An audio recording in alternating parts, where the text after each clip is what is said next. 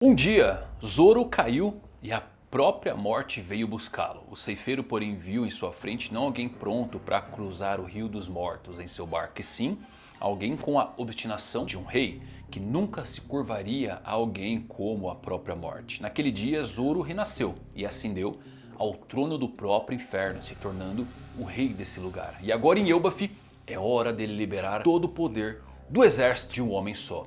O que acontece quando o rei do inferno encontra o próprio demônio superior desse mundo chamado Imu-sama? Quer saber tudo sobre o embate mais esperado de One Piece? Eu sei que eu vou falar nisso agora.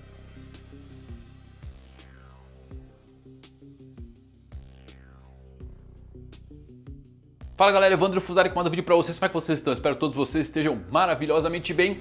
E One Piece 1172, finalmente mais um capítulo, né? Tá demorando pra ser, pelo menos semana que vem não tem pausa. Esse capítulo é um capítulo mais de recapitulação, porém com nuances muito legais, muito incríveis. O Oda deixou umas dicas ali da fruta do Loki, talvez você não tenha notado, e eu vou trazer tudo pra você aqui.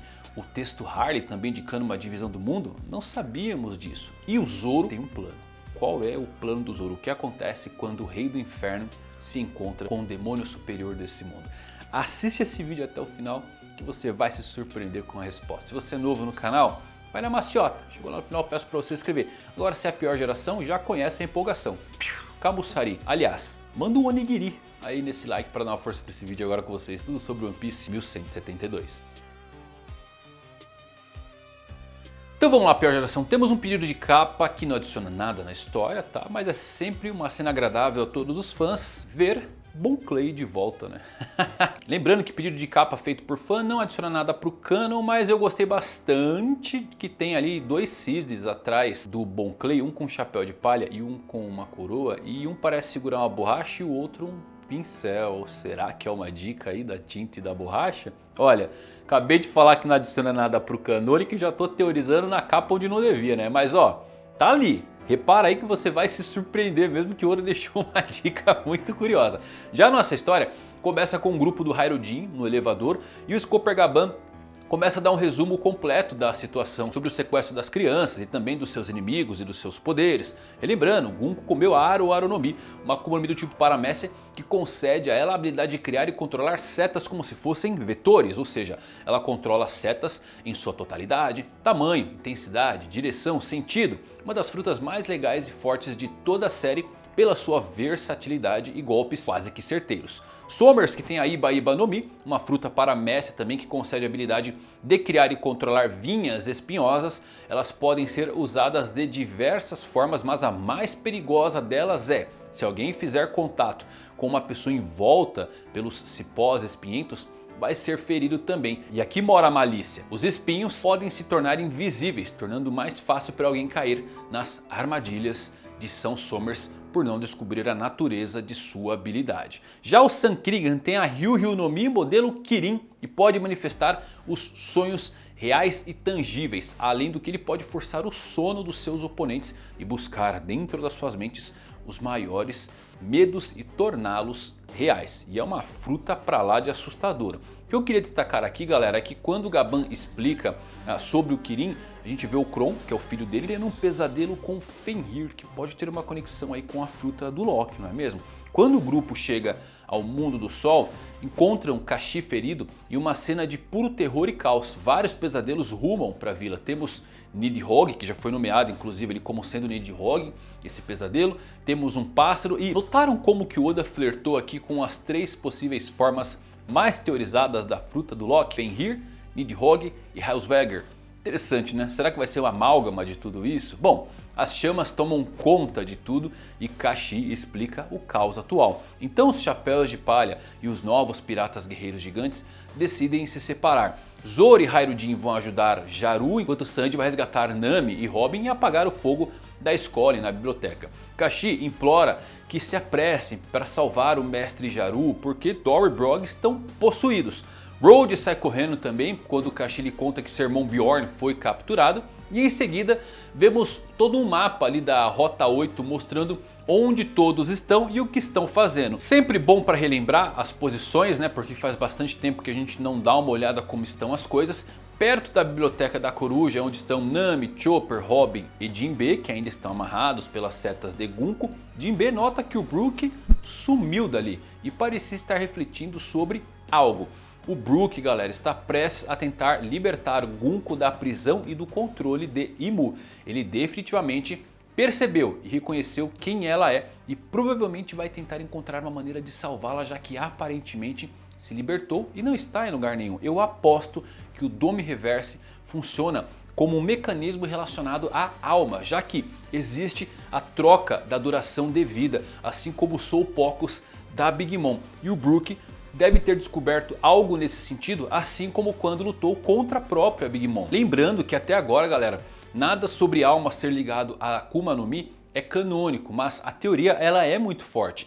Principalmente quando tivemos aí um Vegapunk nos contando sobre o peso da alma ser 21 gramas em Egghead. E o Brook, bem, é o Soul King, o rei das almas. Então estou esperando que ele demonstre algum tipo de controle e que seu poder possa ser usado como uma contramedida. Foi ótimo quando ele usou essas habilidades lá em Holy Cake e vai ser ótimo se ele usar aqui em Elbaf. Além disso, a influência de Imu tem que funcionar de alguma forma e isto pode ser sim uma ressonância direta entre a alma dele e do possuído. Acho que o Brook vai tocar uma música aí, talvez a que costumava cantar para a Gunko quando ela era criança, e isso vai despertar as memórias dela. O motivo de ela ser tão fã do Soul King é certamente porque a voz dele a fez lembrar do músico que cuidou dela quando era criança, mesmo que ela mesmo não se lembre. E olha só, do tempo que o Brook estava com a Gunko, ele não era um esqueleto, então por isso ela não reconheceu quem estava na sua frente. E vale destacar que ela teve um momento que ela recuperou a consciência, né? Então o seu corpo, talvez o fundo do seu coração, se lembra da melodia, tal qual o Kuma, morto,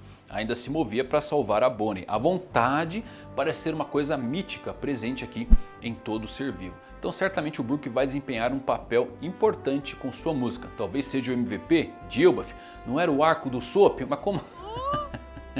Bom, eu acho que vai ser o arco do Brook, ele vai ser o MVP, que vai influenciar as almas dos possuídos. Após esse vislumbre de todas as localizações, vemos os piratas guerreiros gigantes, Dome invertidos, seguindo em direção à Vila Ocidental para matar Jaru. Ripley, Oimo e outros gigantes tentam ir resgatar as crianças que já quase chegaram ao porto. Já na Vila Ocidental, os gigantes pedem para o Jaru fugir, mas ele se recusa, porque ele tem algo a dizer para todos em Elbaf. Então ele usa o Dendemushi para se comunicar com todos os gigantes. E Jaru então começa um baita de um discurso. Ele revela a verdade sobre o que aconteceu com Hyaroid e declara a inocência de Loki. Em seguida, ele fala sobre os demônios que tentaram conquistar Elbaf há 14 anos atrás. E eu ri disso aqui, sabe por quê? O Jaru contou em 10 segundos o que o Loki levou 7 meses de flashback. Mas tá bom, foi divertido, vai. Bom, temos então a fagulha que faltava. Os gigantes entendem que tem um inimigo maior, porque agora 3 desses mesmos demônios vieram tentar dominar sua nação. Eles precisam reunir um grande poder e enquanto isso temos uma cena incrível onde podemos ver Imu, Gunko comandando os gigantes, Kirrigan comandando os pesadelos e os Somers escutando o discurso do Jaru e querendo dormir. Que idiota, né? Jaru continua. Escutem bem, seus demônios, já que vocês colocaram a vida das crianças em risco, estamos dispostos a abrir mão da nossa cultura, da nossa história.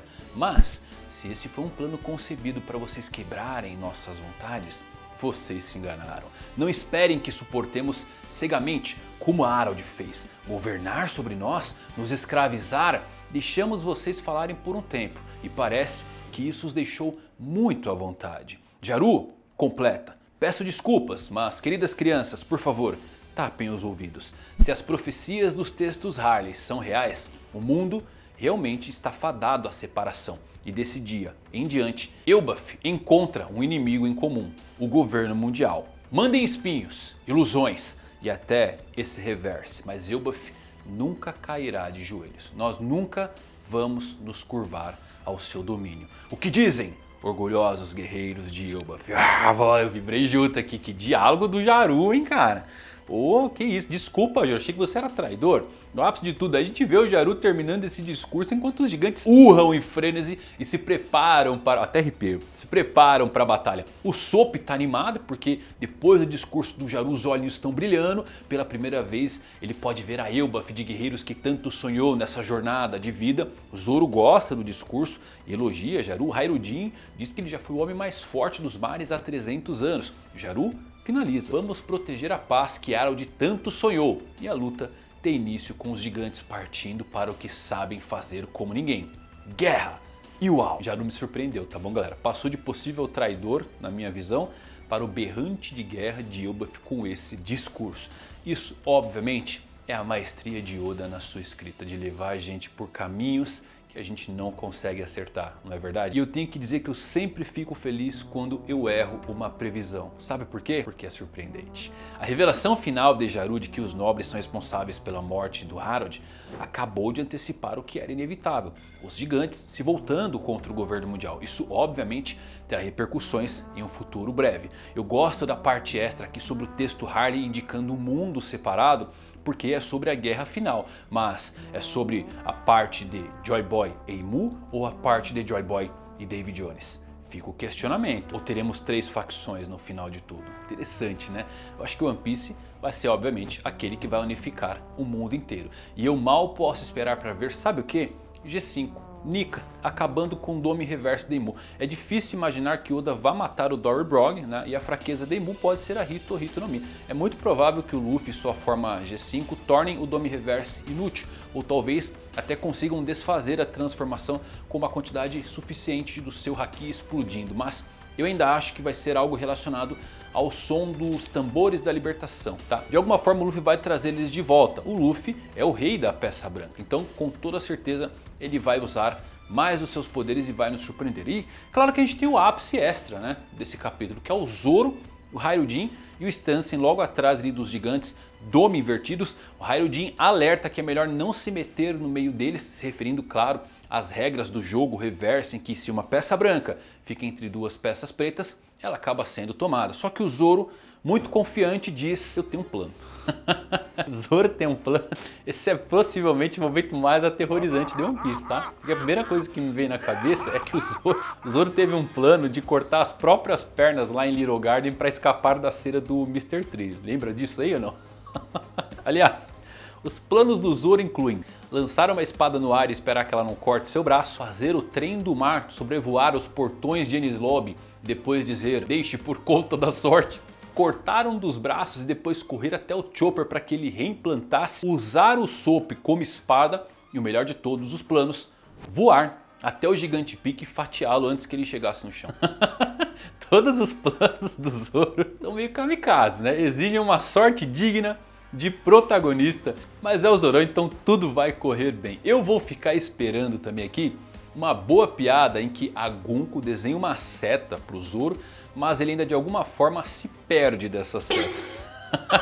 Não é verdade? Imagina só, assim como o Luffy era pro Enel, o Sop, um contraponto natural também à fruta da perona, o Zoro deve ser inimigo natural da Gunko e suas setas de direção. O Zoro tem dificuldade de se orientar, então ele é imune aos poderes da Gunko. Pode anotar aí que o Oda vai meter essa. Bom, temos agora o Rei do Inferno encarando o próprio demônio Imu-sama. E eu estou ansioso para que Oda libere mais dos poderes do Zoro, que por enquanto está na coleira, sendo retirado. Eu quero saber o que era o ceifeiro. Tem alguma coisa conectada com esse mundo dos demônios vindo diretamente do Reverse? Lembrem-se desse ceifeiro e essa alcunha de Rei do Inferno, bem como a posse de Enma. Então vai acontecer alguma coisa bem interessante. Já Dory Brog, quando foram transformados pelo Dome Reverse, vimos brevemente o tabuleiro de xadrez. E agora o Zoro encurralou esses gigantes transformados, colocando eles no meio das tropas aliadas. Então aqui em tese no tabuleiro temos as peças pretas no meio de 2 peças brancas. Será que o plano do Zoro pode acabar revertendo involuntariamente a transformação dos gigantes, obedecendo a regra do jogo? Será que a solução não é atacar dos 2 lados com Haki? Para se pensar, né? Considerando os planos do Zoro até aqui, a melhor solução que ele pensou até agora é cortar alguma coisa. Possivelmente o galho dessa árvore dos gigantes estão. Anotem aí. Mas pode ser que eles surpreendam e consigam fazer alguma coisa meio que sem querer. Pelo menos o Somers está com sono e Mu totalmente arrogante, então isso é mais que o suficiente para não entrarem em confronto direto por enquanto e pode dar às equipes tanto do Zoro quanto do Sanji uma vantagem inicial. E o nosso Rei do Inferno vai mostrar finalmente por que governa o habitat natural desses demônios. Foi um bom capítulo, muito mais recapitulando a história pós-flashback, porque eu acho muito válido a gente se situar onde cada personagem está, o que eles estão fazendo, o que adiciona para a história, mas agora finalmente as coisas começam a caminhar. Eu espero que o Brook de fato mostre para nós que as almas podem ser tocadas de alguma forma e se conecte com as Akumas no Mi. É uma teoria muito forte que eu particularmente gosto bastante, principalmente lembrando daqueles mitos lá de 400 anos atrás, quando Noland chega lá nos Shandian, que eles acreditavam que os espíritos voltavam para as árvores e tinha todo o ciclo de renascimento. Então a alma é importante. Vegapunk falando do peso dela. Espero que o Brook ele comprove um pouquinho mais disso aí e vá num caminho que tem uma explicação de fato de como funciona o poder de Imu-sama. Plano do Zoro, espero que ele não corte ninguém. Talvez o plano do Zoro é deixar o Sanji tomar o Domi Reverse ou cortar o galho. Eu acho que vai ser uma coisa nesse nível. Mas eu queria muito ver o Zoro liberando todo o poder dele num ataque direto contra Imu, o Rei do Inferno, versus o Demônio Primordial. Nossa, arrepiei de novo, cara. One Piece, só One Piece faz essas coisas comigo. Discurso do Jaru. Desculpa, Jaru, desculpa, achei que você era um traidor, mas realmente me surpreendeu. Ele declarou guerra pro governo mundial. Estamos nos momentos finais de One Piece, meus amigos. E no momento final desse vídeo também. Se você gostou, deixa um like por One Piece e pelo vídeo. Até a próxima, valeu por assistirem. Fui!